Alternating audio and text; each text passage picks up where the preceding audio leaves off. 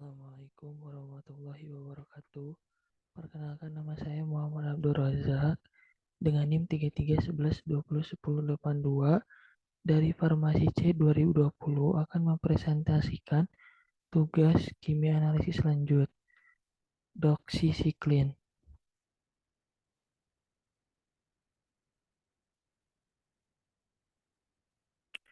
Doxycycline adalah senyawa antibiotik yang digunakan untuk mengobati infeksi akibat bakteri dan parasit tertentu.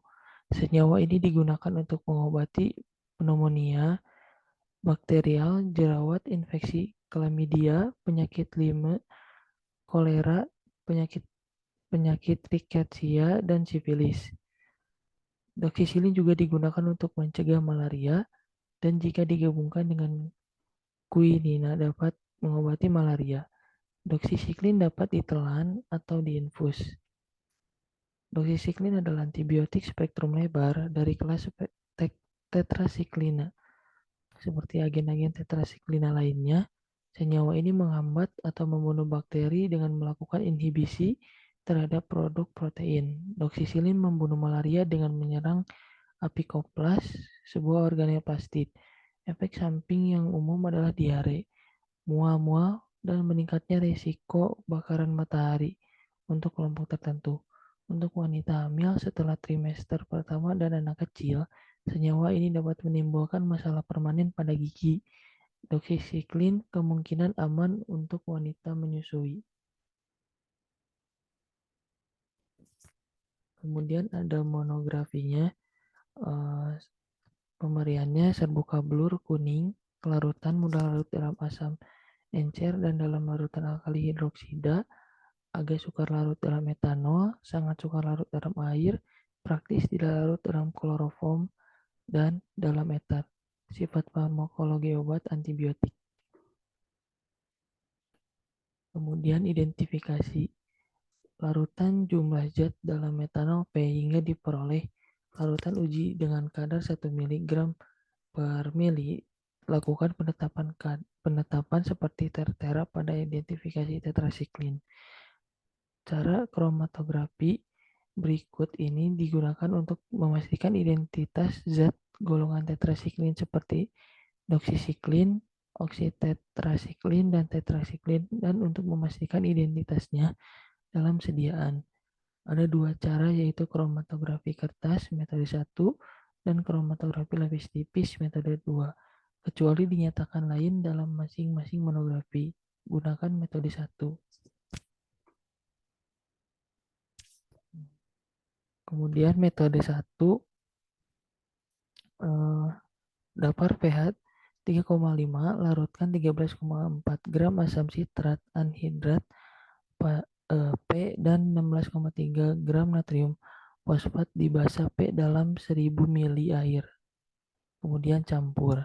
Fase gerak buat campuran segar kloroform P-nitrometan P-piridin 10:20:3. Kemudian larutan uji campuran buat campuran sama banyak larutan uji dan larutan baku.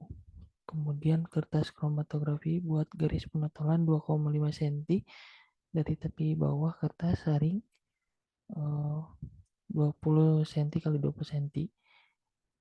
Impregnasi kertas dengan dapar pH 3,5 dengan cara mencelupkan ke dalam wadah.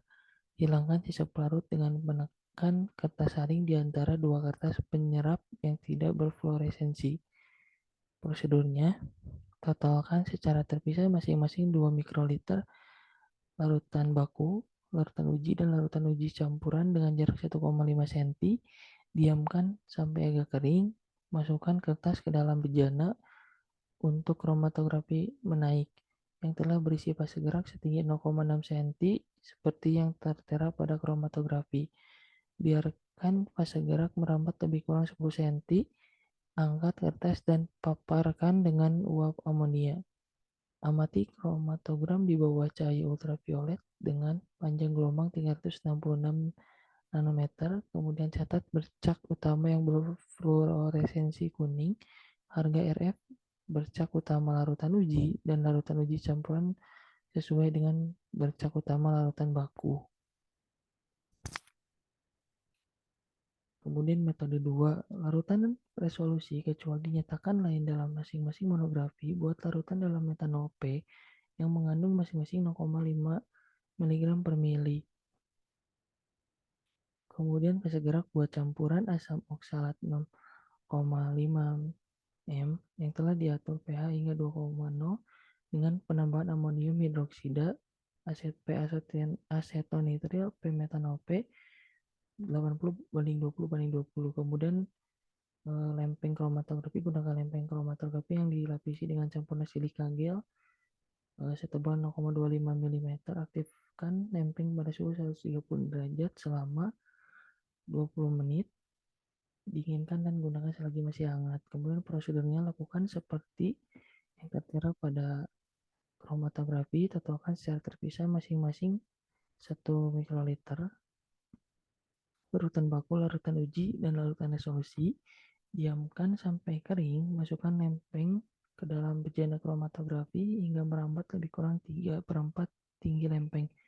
Angkat lempeng, tandai batas rambat. Diamkan pada udara kering. Paparkan dengan uap amonia selama 5 menit. Segera amati di bawah cahaya ultraviolet dengan panjang gelombang 366 nanometer. Terjadi pemisahan sempurna pada bercak larutan. Uji mempunyai RF dan intensitas warna yang sama seperti pada larutan baku. Kemudian ada penetapan kadar. Lakukan penetapan dengan cara kromatografi cair kinerja tinggi seperti tertera pada kromatografi. Fase gerak pengencer, larutan resolusi, larutan baku, sistem kromatografi lakukan seperti tertera pada penetapan kadar dalam doksisiklin hiklat. Catatan, selama melakukan prosedur berikut ini, lindungi larutan baku dan larutan uji dari cahaya. Kemudian, larutan uji timbang seksama lebih kurang 55 mg zat, masukkan ke dalam labu tentukur 50 ml, tambahkan 12 ml asam klorida 0,1 N, goyang hingga larut, encerkan dengan pengencer sampai tanda, saring melalui penyaring dengan porositas 0,5 mikrometer atau lebih kecil.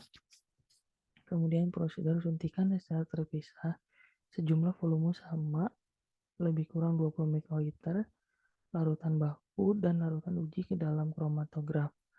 Rekam kromatogram dan ukur respons puncak utama. Hitung jumlah dalam mikrogram doksisiklin C22H24N2O8 per miligram zat dengan rumus 50 Cp per W Ru per Rs. C adalah kadar doksisiklin hiklat BPFI dalam miligram per mili larutan baku. P adalah potensi doksisiklin dalam mikrogram per miligram doksisiklin hiklat BPFI. W adalah bobot dalam miligram doksisiklin yang digunakan untuk membuat larutan uji. Ru dan Rs berturut-turut adalah respon puncak larutan uji dan larutan baku. Sekian presentasi dari saya. Wassalamualaikum warahmatullahi wabarakatuh.